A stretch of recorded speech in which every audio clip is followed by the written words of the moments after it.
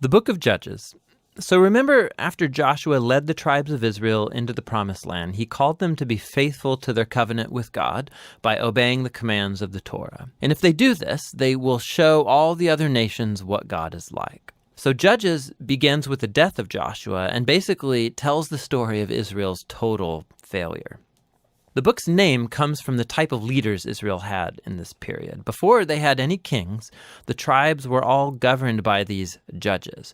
Now, don't think of a courtroom. These were regional political military leaders, more like a tribal chieftain. And you need to be warned, the book of Judges is very disturbing and violent. It tells the tragic tale of Israel's moral corruption, of its bad leadership, and basically how they become no different than the Canaanites. But this sad story is also meant to generate hope for the future, and you can see this in how the book's designed. There's a large introduction that sets the stage for Israel's failure as they don't drive out the remaining Canaanites. Then the large main section of the book has stories about the growing corruption of Israel's judges, and the progression here shows how Israel's leaders go from pretty good to okay to bad to worse. The concluding section is really disturbing and shows the corruption of the people of Israel as a whole. So let's dive in and we can explore each part a bit more. The opening section begins with the tribes of Israel in their territories in the Promised Land. And while Joshua defeated some key Canaanite towns, there was still a lot of land to be taken and lots of Canaanites living in those areas. And so chapter 1 gives a long list of Canaanite groups and towns that Israel just failed to drive out from the land. Now, remember, the whole point of driving out the Canaanites was to avoid their moral corruption and their way of worshiping the gods through child sacrifice. God had called Israel to be a holy people, and that does not happen. Chapter 2 describes how Israel just moved in alongside the Canaanites and adopted all their cultural and religious practices.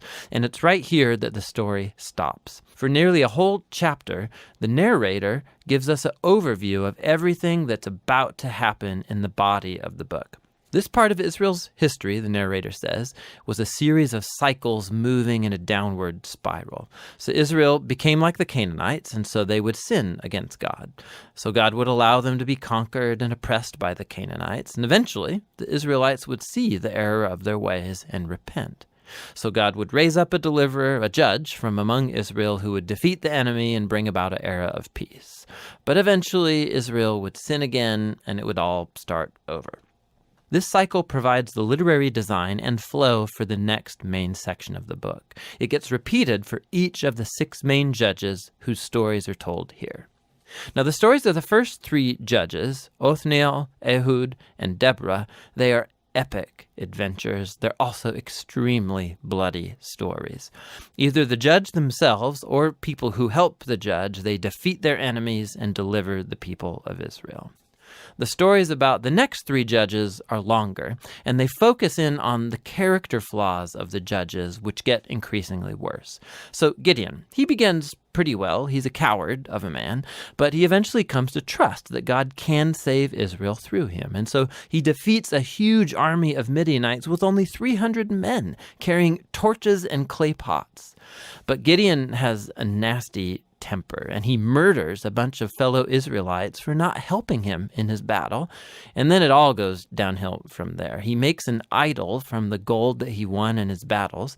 And then after he dies, all Israel worships the idol as a god, and the cycle begins again. The next main judge is Jephthah, who's something of a mafia thug living up in the hills. And when things get really bad for Israel, the elders come to him begging for his help.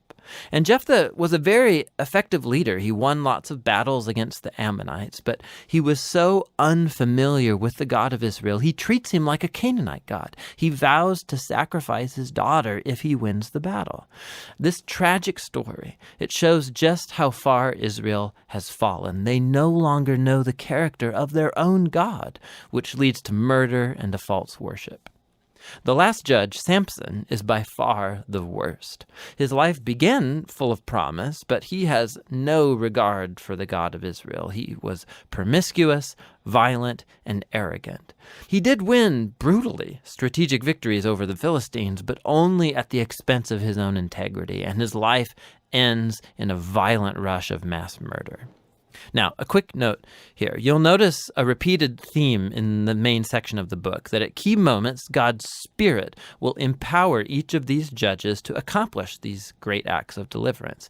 Now, the fact that God uses these really screwed up people doesn't mean he endorses all or even any of their decisions.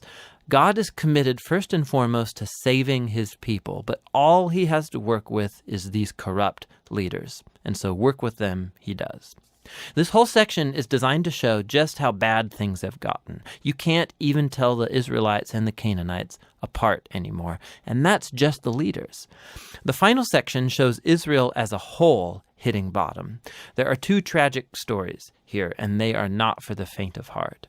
They're structured by this key line that gets repeated 4 times at the close of the book. In those days, Israel had no king, and everyone did what was right in their own eyes. The first story is about an Israelite named Micah who builds a private temple to an idol, and that gets plundered by a private army sent from the tribe of Dan. So they come and they steal everything, and then they go and burn down the peaceful city of Laish and murder all of its inhabitants. It's a horrifying story. When Israel forgets its God, might makes right. The final story of the book is even worse. It's a shocking tale of sexual abuse and violence, which all leads to Israel's first civil war. It's very disturbing. And that's the point.